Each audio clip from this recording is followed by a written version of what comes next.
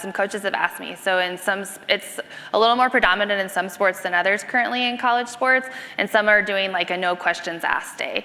So some are calling it a mental health day, some are calling it a no questions asked day. And the coach asked me, what's your thought on that? What's the value? And I said, there's a lot of value, but just like Dr. Chapman's been saying, like also normalizing the culture and conversation around it. And so one of the questions was, well, how do you utilize that where it's not just, so I teach a lot of things on motivation, right? And so one type of motivation is avoidance motivation.